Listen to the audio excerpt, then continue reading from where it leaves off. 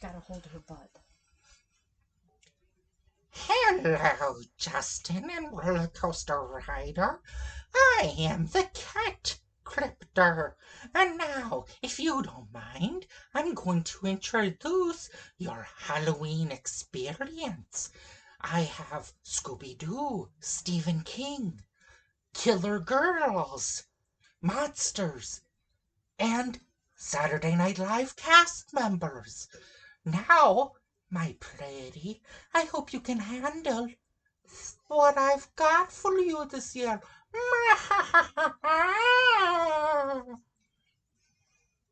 Okay, that's it.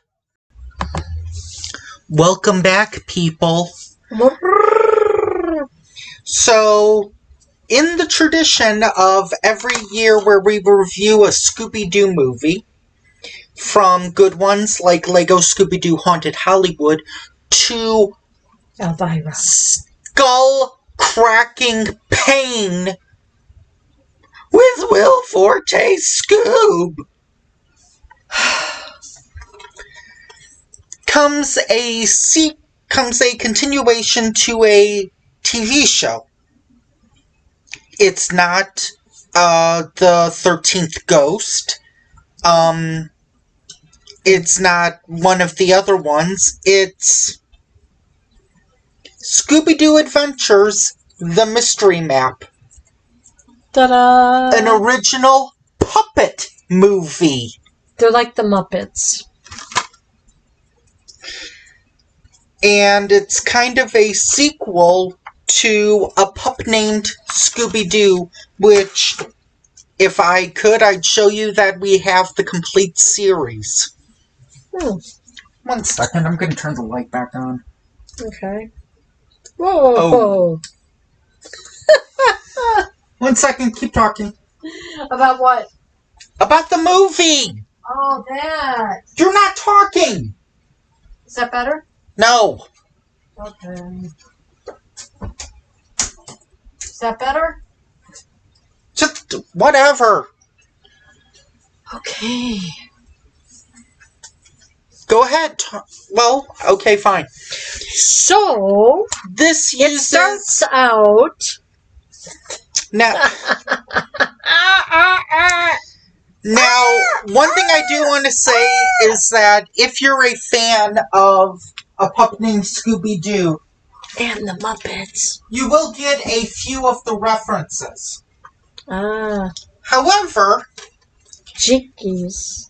if you're not a fan of, if you've never seen a pup named Scooby-Doo, you'll be okay, but these characters are going to seem very different, or voice-wise, they're going to be a little different from the TV show. We have fireworks for Halloween around here. Apparently. Scooby and Shaggy are very similar to how they are. Yeah. Whee! Daphne is also about the same as she was in the show. Velma's a little... She's not as squeaky voiced as she was in the show. But she's finding clues and figuring them out. And Fred is completely different from how he was in the show. Or in the other movies. I'm just comparing it to the show. Okay. He's completely different. Because Because in the show, he was kind of like a... I don't know what the term is. Like, kind of conspiracy theorist, where he believed the National Exaggerator, and he always thought that the villain was Red Herring. Oh, yeah. And stuff like that. Like, you would have, like, those were his tropes, and those were his things to, like, kind of modernize him. And, he was also a big fan of, like, monsters and aliens and all of that stuff. That's not the case with Fred here. In this, he's kind of viewed more as, like, an idiot. Like, Velma will say, "I've got a plan." And then Fred would say, "Huh, good idea. I've got a plan. There are a few references that you might get. Another reference is that because the puppet named Scooby Doo was made when Casey Kasem was vegan and alive, rest in peace. They didn't say when he was associated with Scooby Doo, Shaggy, for about 90% of his roles, every time he ate something, it had to be like vegan. That's why at the beginning it said peanut butter and potato chip pizza and pickles. And Scooby Snacks. Doesn't explain the hot dog, but well. Maybe he got a vegan dog or something? I don't know.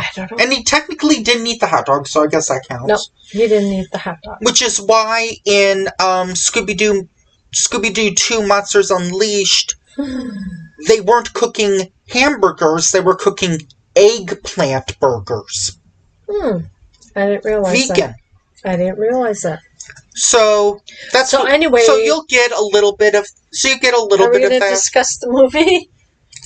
It starts out with them eating a pizza, and then which has a treasure map. Which is odd because it was like eating the pizza and all these crumbs flying, but when they ate later, it's like this. When they ate later, it wasn't like that. But anyways, Scooby finds a treasure map. Bit into a piece of pizza, and there was a treasure map. Which was bigger than the pizza. Yeah, well, because it was rolled up, it was folded. Yeah, it wasn't. No, it was just rolled up. It was like a scroll. How was it hidden in the pizza? I don't know. Because the world. Pizza was flat except for the chips and pickles and. This is a world with a talking dog. Yeah. Hey, dogs talk, don't they? Not as much as Lloyd. So then, Chickies. Or Kenzie. Oh my gosh! It's like the people who watched this movie, or the people who made this movie, have watched Scooby Doo. Yeah, what a coincidence! Maybe the people who wrote Scoob should have seen a few episodes. You know, and Daphne, she wanted her shoes organized, and then they paired up in the closet, and she said, "Thank you." Well, you're forgetting a funny bit with that. That's after. No, with the shoes. When they go out, yeah. No, at the beginning with the shoes. They're like all messed up, and she says, "Hey!" And then they all like move together.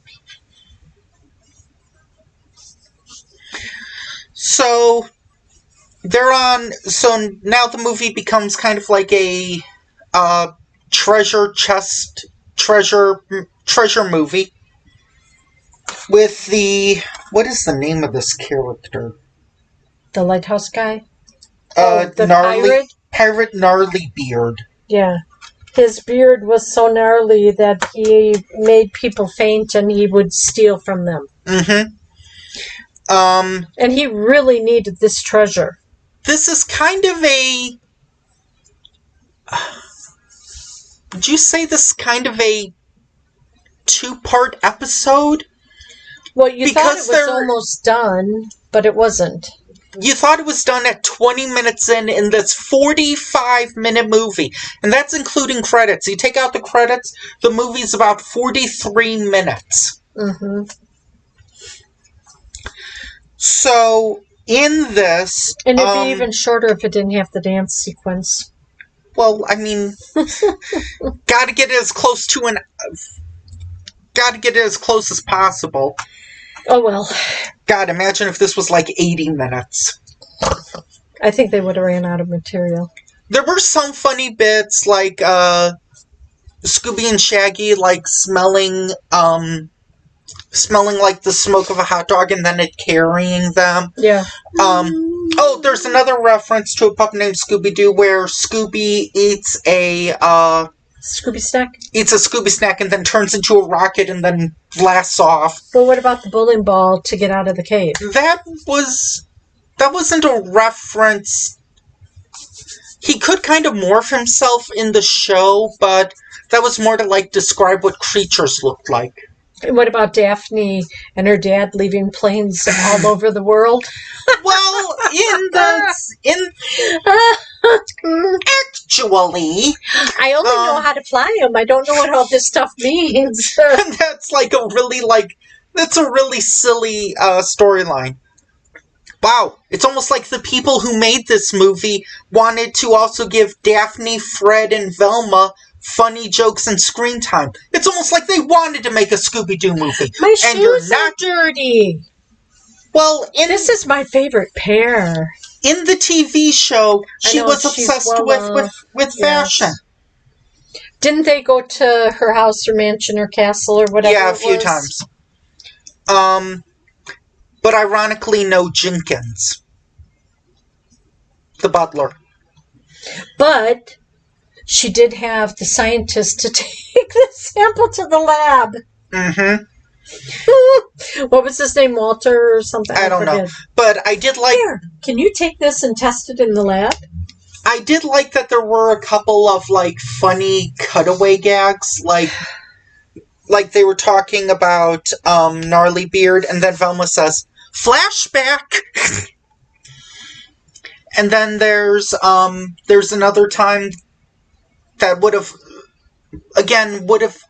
I probably was in an episode, I can't exactly remember, but there was like a flashback to Scooby eating part of the treasure map, and then after the flashback is over, he takes a pin and just pops it. Oh. And she has an X-ray machine. Well, again, the show used a lot. The show had kind of like Did you see her type on the computer? No, but that is... I didn't pay the most attention to this, but Velma... What? At least I stayed awake. I did Velma, too. Tom and Jerry. Whatever. You got me. Velma typing on a computer was from the show. I know, but being a Muppet and typing on the computer, it was like... Let's see. And the dance sequence, only Fred had knees that bent. Yeah, anyway. They did. If you want to see this 45-minute movie, go ahead. If you just want to see the dancing, you can watch it in the credits or whatever. No, they put it as one of the special features. No, one of the menu options. Oh yeah. It's like play movie, dance break, chapter selection, and then special features. No, it was languages. Oh, okay. And, well, I guess you don't need chapters in a 45-minute movie. Well, you could have had chapters. The cave, the pizza delivery, whatever. Flying the plane. Let's see, what else? What's odd is that the Scooby Doo tends to feature original songs, I guess. This one used recycled songs from their other direct-to-video movies. It worked. I guess. It wasn't that long of a movie, so it worked. Okay, I'm gonna be cynical here. Uh-oh.